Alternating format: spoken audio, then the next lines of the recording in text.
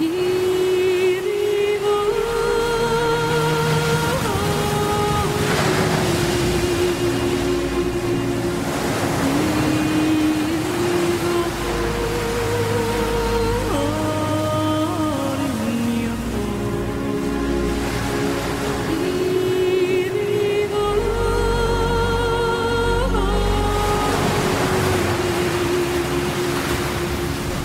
quiero contarle una nueva historia, una misteriosa historia ocurrida en el fin del mundo. Sígame y deje volar su imaginación.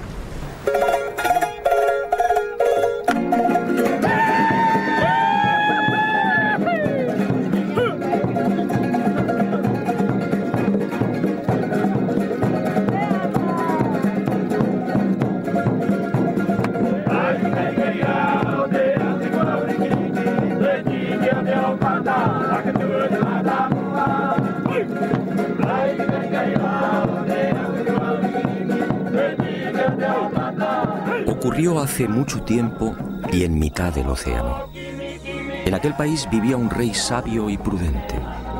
Era hijo de los dioses y dotado de poderes excepcionales. Su reino era próspero y feliz.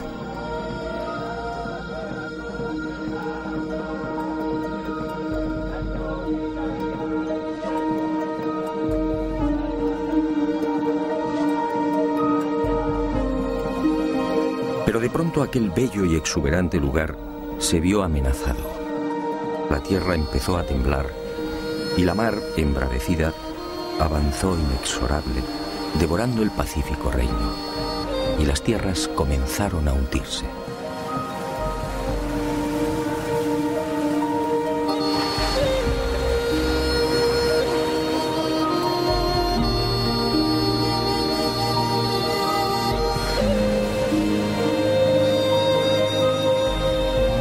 Y el rey solicitó consejo.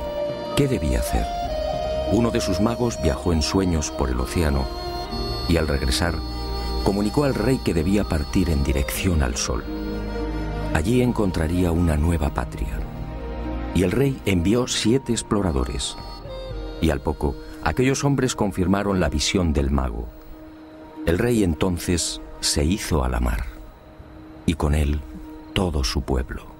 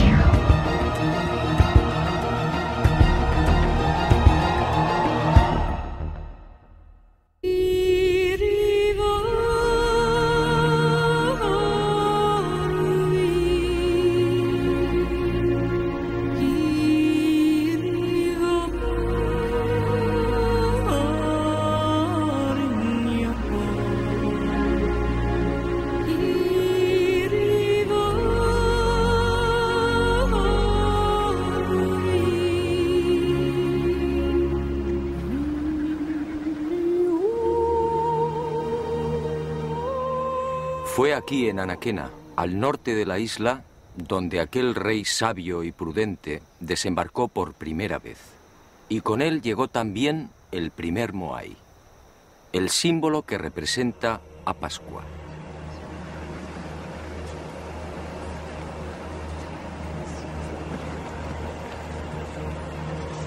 Mucho se ha escrito y difundido sobre estas colosales estatuas y el pueblo que las levantó.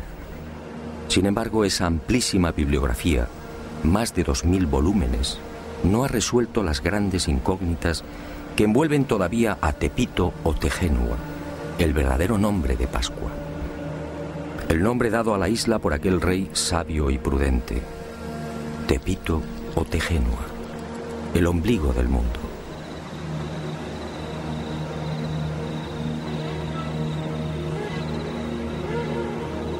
Científicos y especialistas no se ponen de acuerdo. ¿Existió en verdad aquel rey? ¿Se hundió la vieja patria? Si fue cierta la peregrinación por el océano, ¿cuándo se produjo? ¿Fue aquel rey y su séquito los primeros pobladores de Pascua? ¿Construyeron ellos los moais? Y de ser así, ¿por qué? ¿Cómo los transportaron?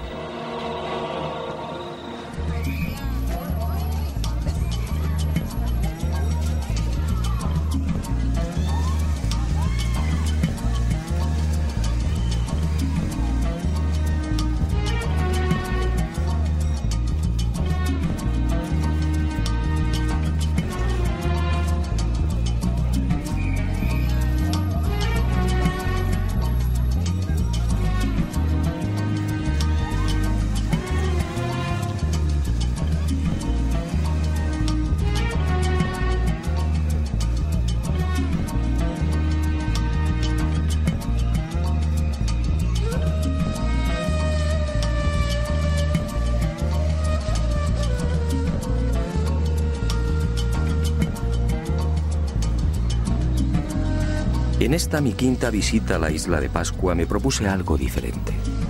Algo que quizá podía arrojar nueva luz sobre los referidos misterios. Hasta ese momento todas mis investigaciones habían tomado como referencia los dispares criterios de la ciencia. Pero como digo, esas afirmaciones resultaban tan endebles como contradictorias. Y en esta oportunidad, obedeciendo a la intuición, escuché la voz del pueblo. ¿Qué cuenta la tradición? ¿Qué dicen los ancianos pascuenses? ¿Cuál es su versión?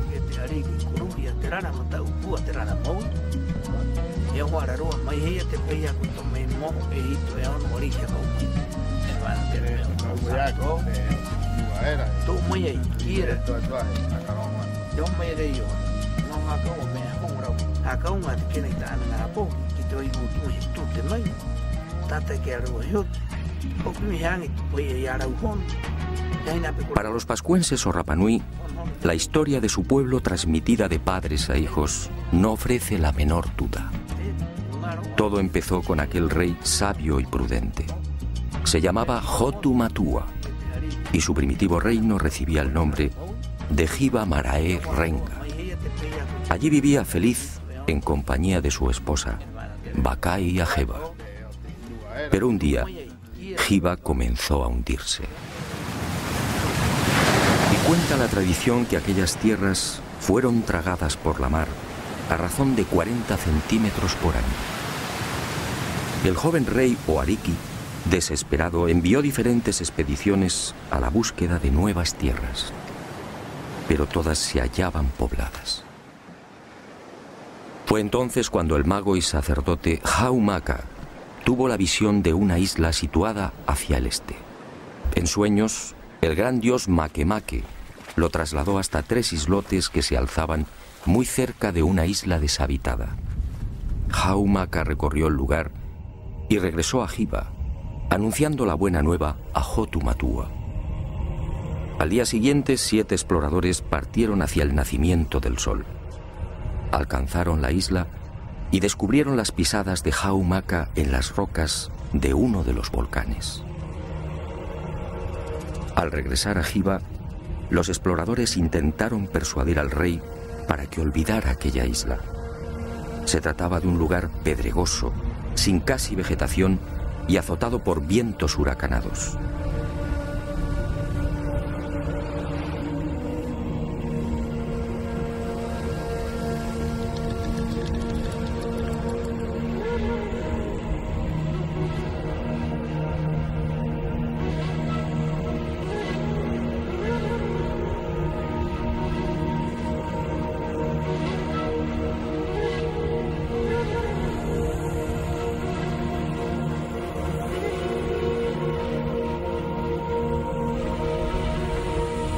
Pero Hotu Matua, confiando en su dios, zarpó de Giva en 2 grandes canoas.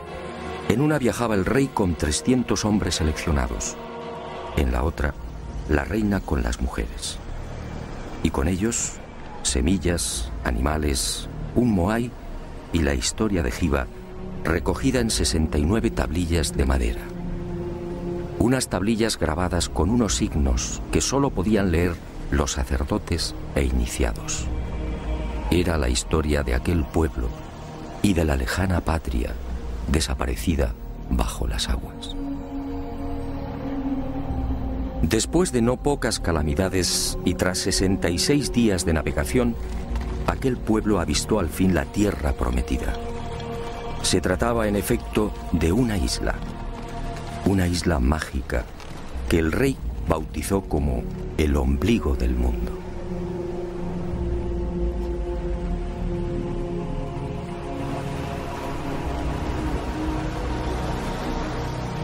Tras rodearla, el rey y su séquito desembarcaron en una de sus playas. Y con ellos la caña de azúcar, el plátano, el ñame, el taro, las aves y gallinas.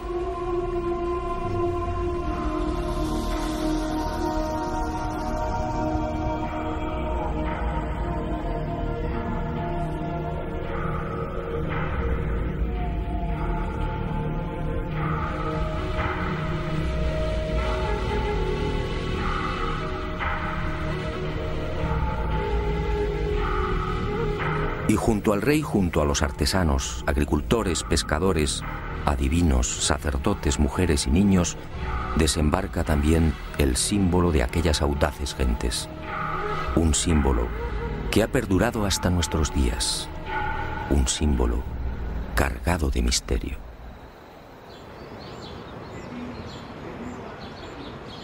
Según los ancianos pascuenses, así dio comienzo la verdadera historia de la isla.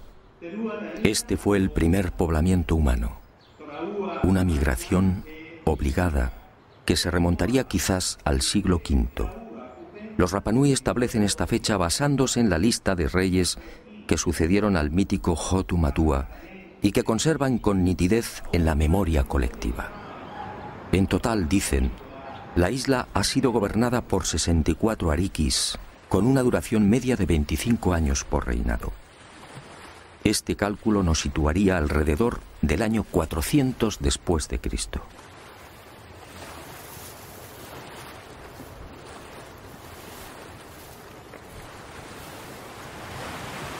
Algunos especialistas, sin embargo, fijan el desembarco de Hotu Matua y los Hanau Momoko o gente delgada en una época más reciente. Sea como fuere, en lo que sí coinciden científicos y Rapanui es en el hecho de que la isla se hallaba despoblada cuando Hotu Matua la pisó por primera vez. Y no es de extrañar, dadas las enormes distancias que la separan de las costas más próximas. De hecho, la única tierra que los pascuenses alcanzan a ver desde su isla es la luna. Hei tatou, aki runga era, ko te manawai, ko te pokouri, ko te pumahore, ahau maka. Kara o te wā e ki te aroe, hua rewa ko akaha, I ana nei, ko te hati inga ko he ahau. La siguiente pregunta a los custodios de la tradición Rapanui fue obligada. ¿De dónde se supone que procedía Hotu Matua? ¿Existió realmente el país llamado Giva? Para la mayor parte de los científicos, el hundimiento de esas tierras es pura leyenda. Para los pascuenses, en cambio, Giva Marae Renga fue real. Así lo dice su historia. Y los ancianos cuentan que Giva formaba parte de un gran continente situado hacia el suroeste y a 2 meses largos de navegación. Pero el océano se lo tragó y hoy solo es un lejano recuerdo. Y los Rapanui, agradecidos por el interés de aquel extranjero, fueron a revelarme un secreto que, según ellos, confirmaría lo que habían recibido por tradición oral.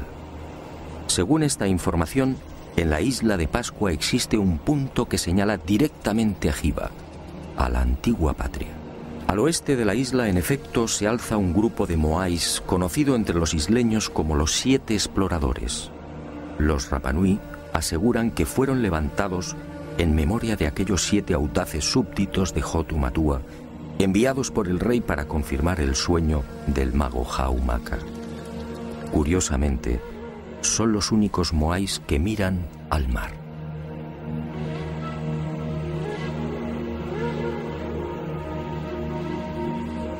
Estos 7 moais apuntan directamente al lugar donde, según la tradición, se hallaba Hiva, en las proximidades de Nueva Zelanda, exactamente en el rumbo 254.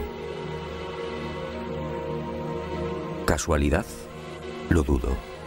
Para la ciencia, aquella primera oleada humana que llegó a Pascua tuvo que proceder de algún punto más cercano. Y algunos señalan las Islas Marquesas, al noroeste. Otros incluso aseguran que Hotu Matua y su gente pudieron navegar desde las costas del Perú o de la India. Los pascuenses lo niegan. Hiva, dicen, era parte de un continente que ocupaba una gran extensión en el Pacífico Sur. E inevitablemente surge la sombra de otra leyenda. ¿Se refieren los Rapanui a Mu, el legendario continente desaparecido?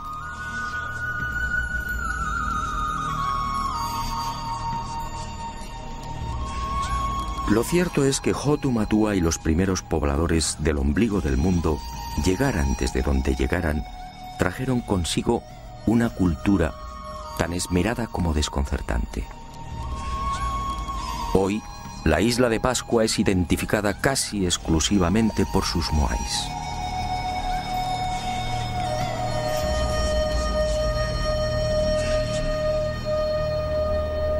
Sin embargo, aquel rey y aquellas gentes delgadas eran portadores también de otros secretos y extraordinarios conocimientos.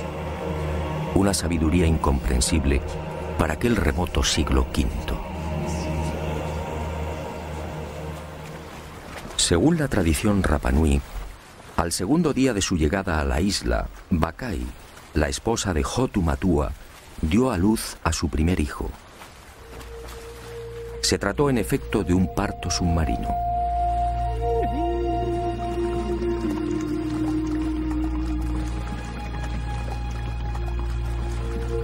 Las mujeres se sentaban sobre una piedra rectangular, de forma que el agua las cubriera hasta el pecho. Y así nacían los bebés. Y uno se pregunta, ¿dónde lo aprendieron? ¿Cómo sabían de las ventajas de esta clase de alumbramiento? Fue en la primera mitad del siglo XX y a título experimental cuando algunos países nórdicos se decidieron a practicar el parto submarino y comprobaron que en estas especiales circunstancias tanto la madre como el niño experimentan un menor sufrimiento. Los cambios de presión en el feto son casi inapreciables.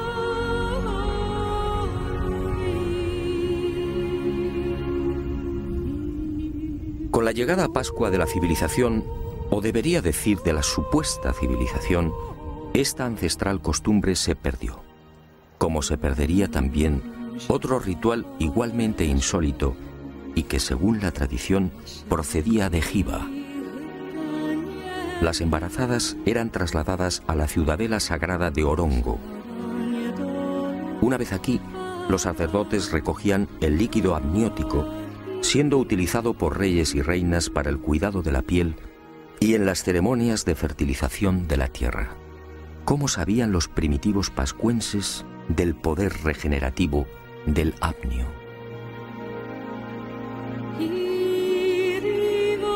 Aquella cultura efectivamente era mucho más sabia de lo que imaginamos. Pascua es una isla de origen volcánico, con un terreno hostil, pedregoso, casi permanentemente azotada por los vientos alisios y con un manto vegetal de apenas 50 centímetros. Y sin embargo, aquel rey sabio y prudente consiguió el milagro. En Pascua floreció la caña de azúcar, el ñame, el plátano, el taro y el camote. ¿Cómo lo lograron? Muy pocos conocen el secreto del rey Hotu Matua. Al llegar a la isla, aquellos primeros pobladores construyeron decenas de invernaderos o manabais como estos. Y he dicho bien, invernaderos.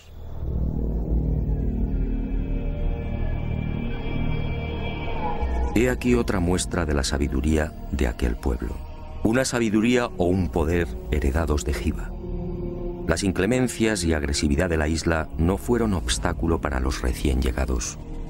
Y levantaron los Manabai, unos invernaderos excavados en el terreno de hasta 2 metros de profundidad y 20 o 30 de longitud. Un lugar que mantiene un especial microclima y que permite el crecimiento de toda suerte de frutos y hortalizas. Un milagro que los científicos no terminan de explicar. Y aunque la ciencia no tiene una respuesta satisfactoria, para los pascuenses, en cambio, la solución es tan simple como familiar. El milagro de los Manabai fue consecuencia del poder del mana. El mana era un poder sobrenatural emanado del dios Makemake, una extraña y singular criatura que descendió de los cielos instalándose en la mítica Hiva. Y aquel dios se cruzó con las hijas de los hombres, y de ahí nacieron los viejos héroes y los reyes. Y todos ellos disfrutaron del primitivo poder del dios, el mana. Una historia, por cierto, sobradamente conocida en otras culturas.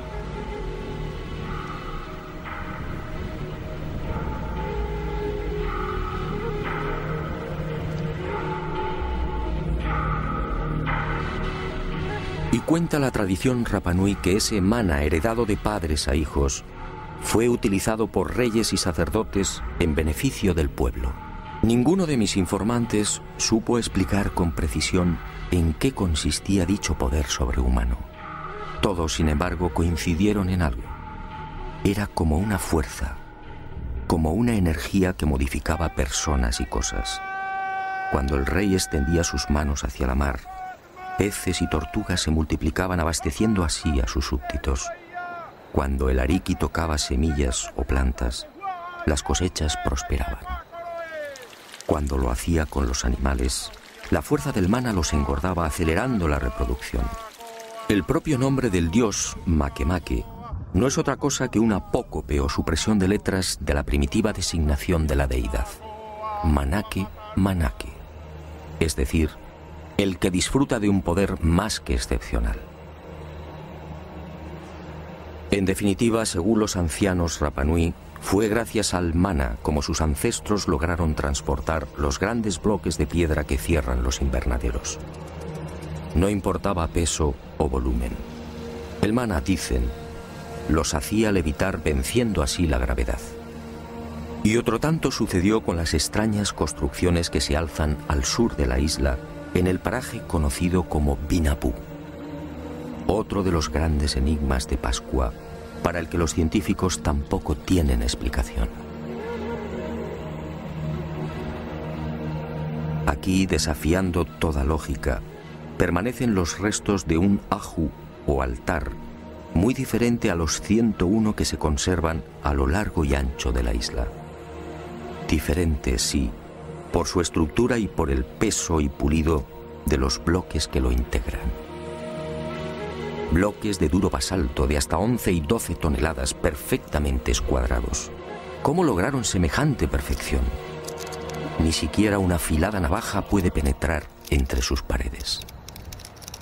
Pero quizá lo que más sorprende de esta construcción es la extraordinaria semejanza con otros muros situados a miles de kilómetros. Sígame y juzgue por sí mismo.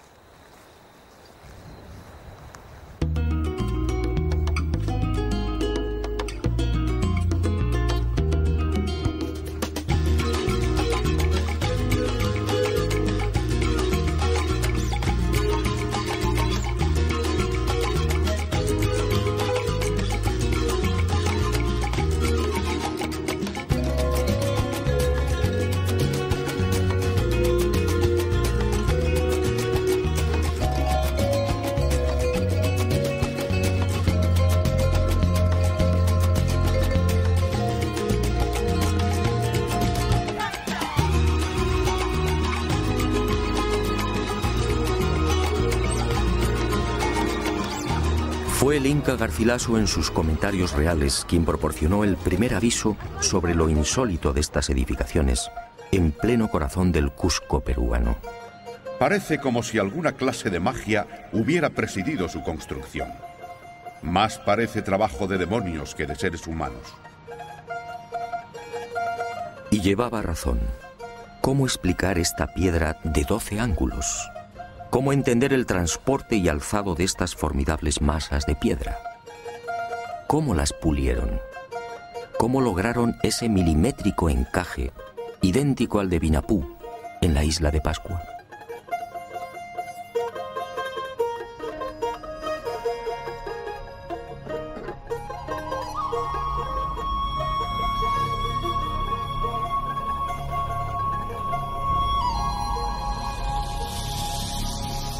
¿Y qué decir de las moles que dan forma a la fortaleza inca de Sacsayhuamán? Algunos de estos bloques superan los 5 metros y las 130 toneladas de peso. La técnica de construcción es prácticamente gemela a la que vimos en Pascua. ¿Cómo entender esta semejanza? ¿Pudieron los incas llegar hasta el ombligo del mundo? ¿Enseñaron a los pascuenses cómo diseñar y levantar estos muros? ¿O fue al revés?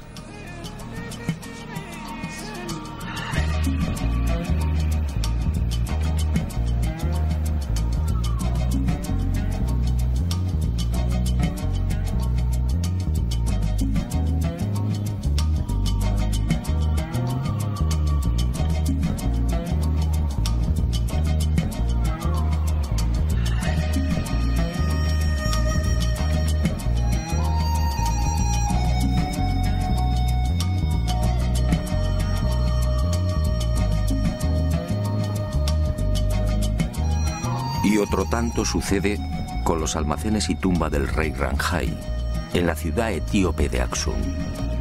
Una formidable construcción con bloques de 500 toneladas, escuadrados exactamente igual que en Perú y Pascua.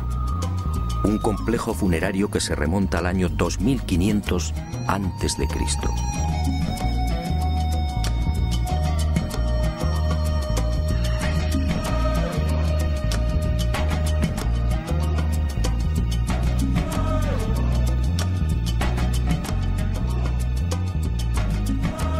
Pero la sorpresa y el desconcierto se ven nuevamente superados cuando uno acierta a caminar por la meseta egipcia de Giza.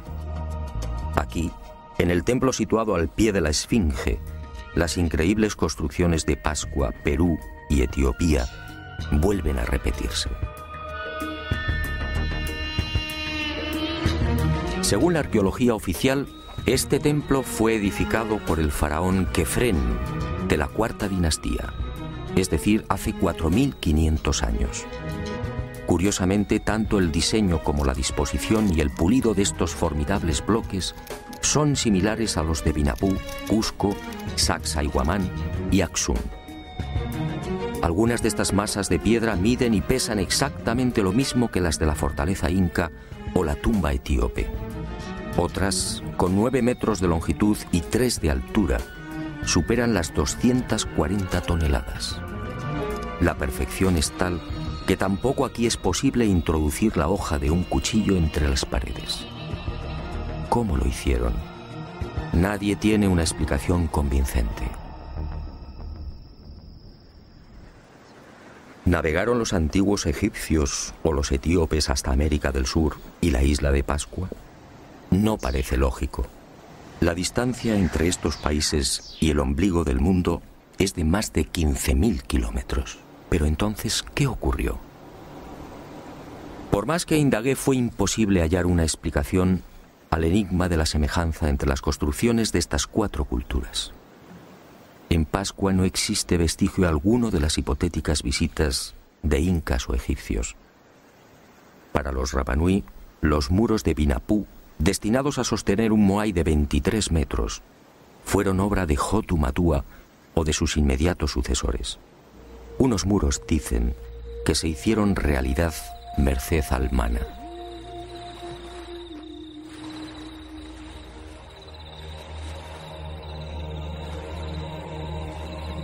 Hotu Matua. He aquí otro de los intrigantes misterios de Pascua. ¿Qué fue de aquel primer rey? ¿Qué fue del Ariki que fundó la cultura Rapanui y que trajo el primer Moai? Según la tradición, Hotu Matua gobernó durante 20 años. Fue la época del máximo esplendor. Un periodo en el que se inició probablemente la construcción de las gigantescas estatuas y, sobre todo, el reinado del mana por excelencia. Todo en el soberano era mana, todo era sagrado. Nadie debía tocarlo. Su cabeza, cabellos y manos eran santos. No podía cortarse el pelo y tampoco las uñas. Sus manos solo tejían redes. Al morir, el cráneo era separado del cuerpo y adornado con pinturas o grabados. Pero este poder, el mana, se hallaba asociado a otro concepto, el tapu, es decir, lo prohibido. Cualquier persona u objeto que pudiera tocar el rey quedaba maldito. Y el tapu, un concepto del que procede la palabra tabú, ha llegado hasta nuestros días en la isla del fin del mundo. El pescador, por ejemplo, no puede comer los peces que captura. Las mujeres y niños Rapanui tienen prohibido el consumo de atún durante la época estival. Los pascuenses no deben pisar el terreno donde se ha enterrado un cordón umbilical. Nadie podía ver al Ariki comiendo o durmiendo. Los infractores del tapu eran condenados a muerte bien por el aplastamiento del cráneo o bien por la introducción en el recto de una antena de langosta marina. Un suplicio extraordinariamente doloroso que conducía indefectiblemente a la muerte.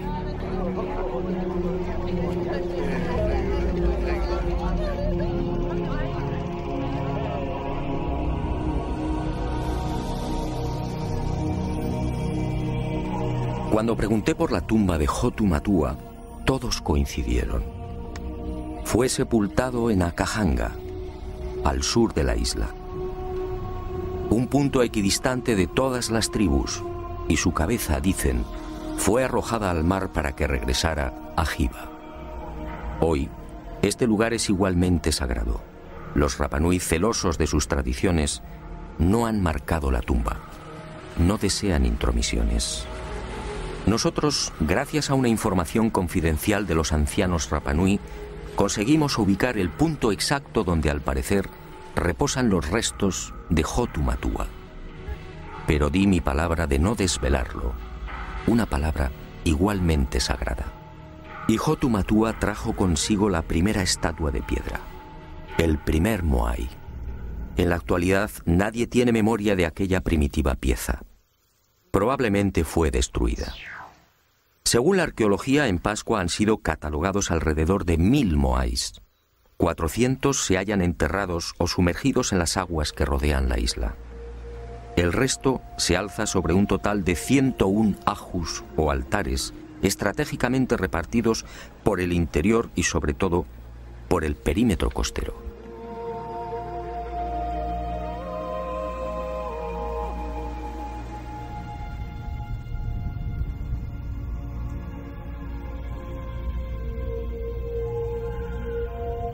Como decía, es mucho lo que se ha dicho y escrito sobre el símbolo por excelencia de Pascua. Y a decir verdad, son muchos también los infundios y despropósitos que giran en torno a estas colosales estatuas.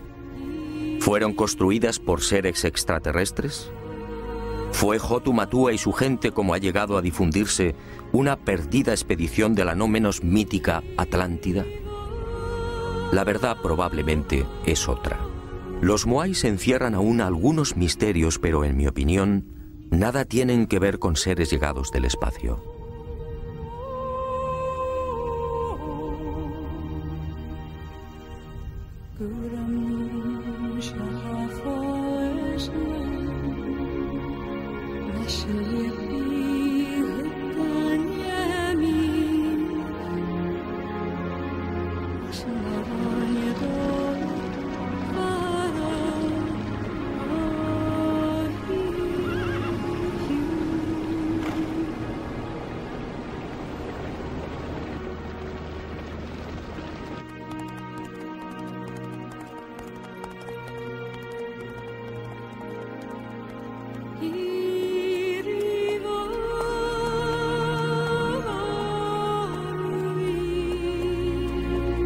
La prueba irrefutable del origen terrestre de los moais se encuentra al este de la isla, en las faldas de un viejo volcán, el Rano Raraku. Aquí se han contabilizado 396 estatuas, muchas terminadas y otras en fase de ejecución. Aquí, en la llamada cantera de los moais, se han encontrado los toki, las rústicas herramientas de basalto con las que se labraban. No hay, por tanto, la menor duda. Los moais son obra humana. Otra cuestión es por qué los hicieron y, sobre todo, cómo los transportaron. Para los científicos, una vez más, no hay seguridad. Para los pascuenses, en cambio, la finalidad de estos colosos de piedra está muy clara. Se trataba sencillamente de la representación de reyes o personajes notables de la comunidad. La estatua era trabajada en la cantera. Una vez concluida se dejaba deslizar por la pendiente y encajada en una fosa. Allí se remataba la espalda y se esperaba a que el propietario falleciera.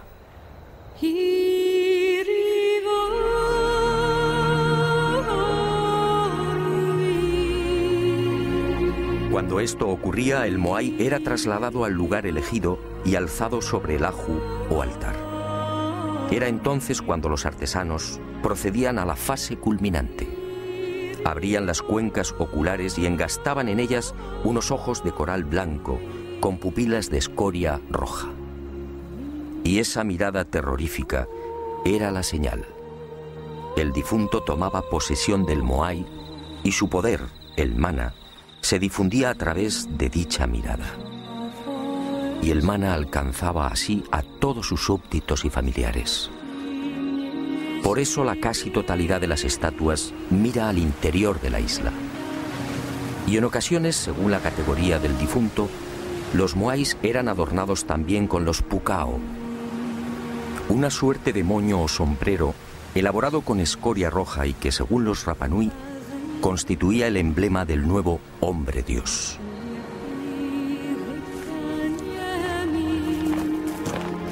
Y ahí justamente, en el proceso de traslado del moai desde la cantera del Rano Raraku hasta su definitivo asentamiento, aparece el gran problema. El verdadero e irritante enigma que envuelve todavía a los moais. ¿Cómo los transportaron?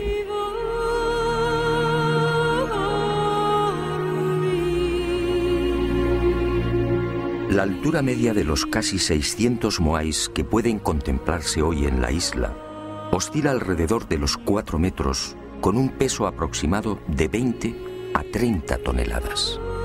Hay excepciones, como en los casos del moai paro, en la costa norte, con casi 10 metros de altura y 85 toneladas de peso. Y el moai, a medio terminar, de la cantera del Rano Raraku. Este coloso de 22 metros de longitud habría llegado a pesar unas 250 toneladas.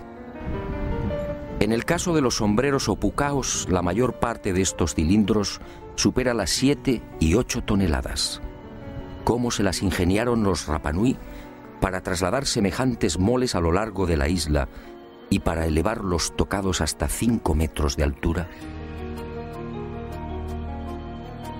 Durante décadas, científicos como Malloy, Schwarzkopf, Thor Heyerdahl y otros se han esforzado por demostrar que el citado transporte de los moais no es en realidad un problema tan arduo o intrigante. Y han echado mano de las más peregrinas soluciones. Trineos de madera sobre los que descansarían las estatuas. Horquillas también de madera de las que colgarían los moais. Cuerdas y rodillos y hasta caminos de paja por los que podrían haber sido desplazados los grandes colosos. La verdad es que estas hipótesis no convencen. En algunos casos ese supuesto arrastre habría exigido cientos, quizá miles de hombres. En otros, el uso de cuerdas o maromas amarradas al cuerpo de las estatuas habría dañado irremisiblemente la palangonita, la frágil piedra volcánica con la que fueron labradas.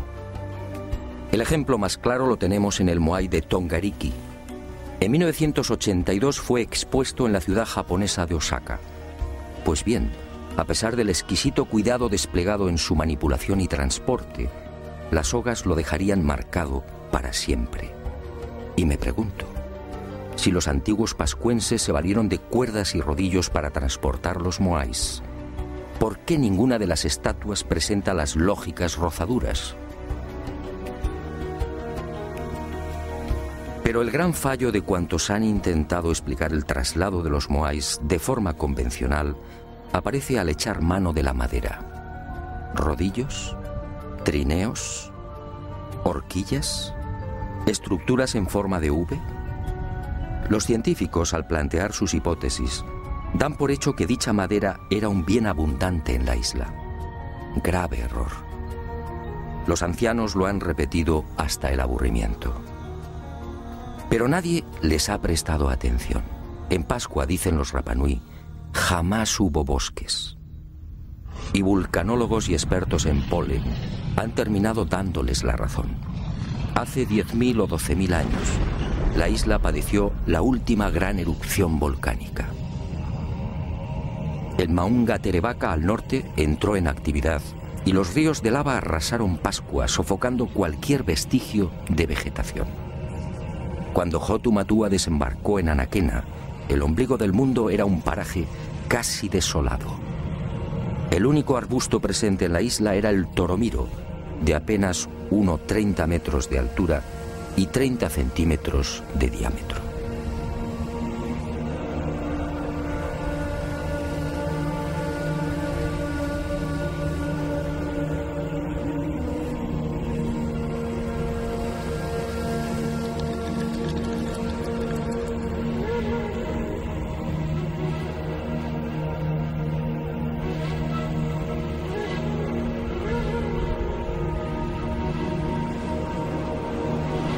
Está claro que los antiguos pascuenses no pudieron trasladar los moais con el auxilio de rodillos de madera porque sencillamente no había madera. Y el enigma aparece de nuevo. Si el toromiro no era suficiente para la elaboración de esos más que supuestos cientos o miles de rodillos, ¿cómo los transportaron? La respuesta de los Rapanui siempre es la misma: con mana. Era el poder más que excepcional del rey o de los sacerdotes el que levantaba las estatuas en la cantera, desplazándolas por el aire. Llegado el momento, cuando el propietario del moai fallecía, el cortejo se ponía en marcha. El ariki utilizaba su mana y el gigante de piedra se alzaba como una pluma, obedeciendo las órdenes del rey o del iniciado de turno. Y así viajaba hasta el lugar fijado por el difunto.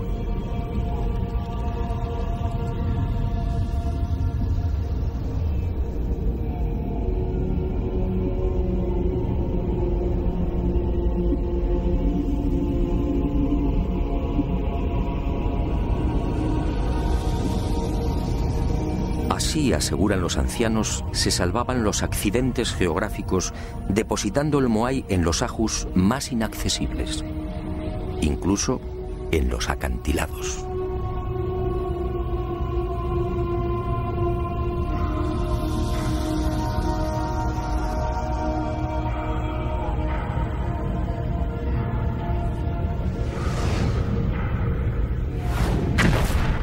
Pero esta versión, obviamente, no cuenta para los científicos.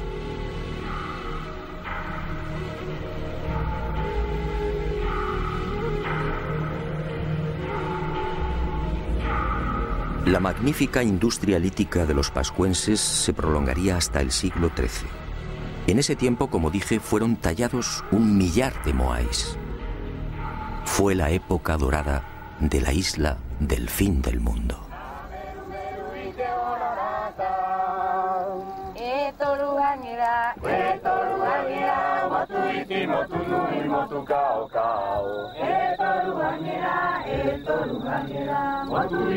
Pero un buen día, hacia el año 450, sucedió algo imprevisto.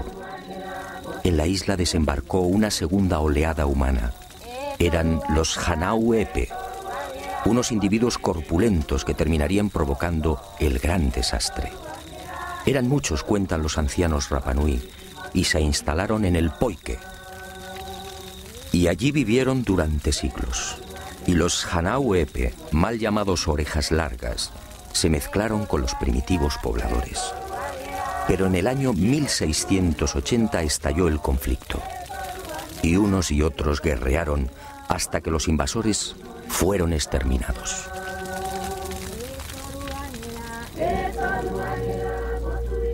La isla no se recuperaría jamás de aquella sangrienta guerra. Y poco tiempo después, las rivalidades entre tribus y familias desembocarían en otra catástrofe. Una parte del pueblo se rebeló contra la tiranía del rey, ensañándose con los símbolos del poder, los moais. Y muchas de las estatuas fueron derribadas. Y así han permanecido hasta hoy. Fue el final de los colosos de piedra y del mana. Desde entonces, los moais solo son un recuerdo.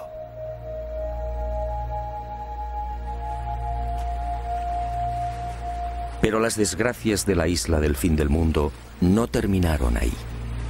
A partir de 1722 el hombre blanco entra en contacto con Rapa Nui.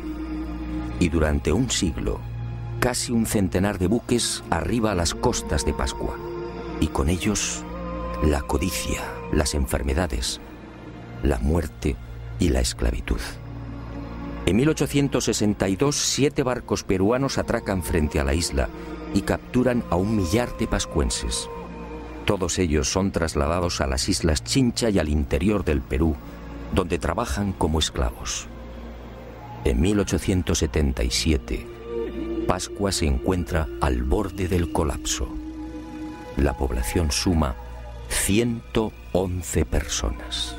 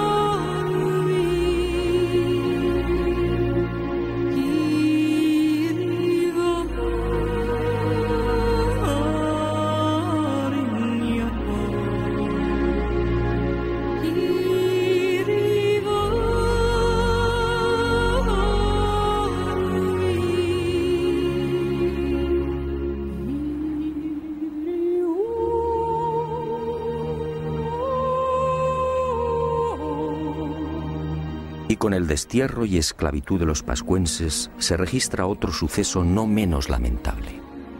Junto al millar de isleños capturados en 1877 se encuentra el rey Caimacoy y la mayoría de los sabios y sacerdotes de la vieja cultura Rapa Nui. Todos mueren en las guaneras peruanas, perdiéndose así otro gran tesoro, el secreto de las tablillas Rongo Rongo.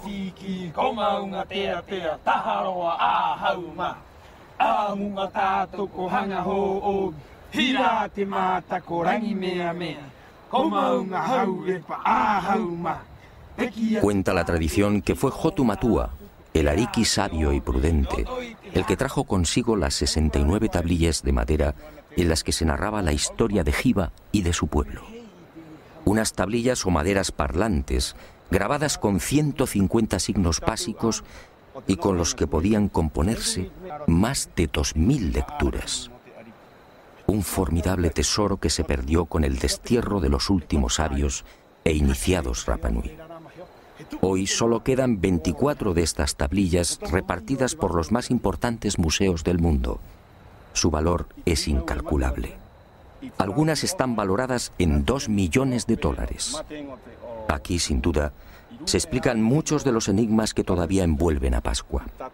Aquí, según los ancianos Rapa Nui, en estos extraños símbolos se habla también del mana y del singular y poderoso dios Makemake, la criatura que bajó del cielo.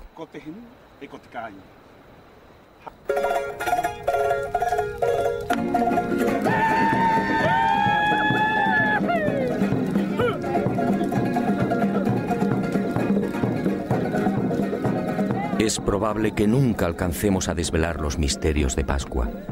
No importa.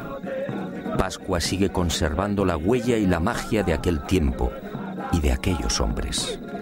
Eso, en el fondo, es lo importante. Pascua, hoy, es una puerta abierta a la imaginación y a los sueños. La puerta más sagrada y benéfica con la que todavía cuenta el ser humano.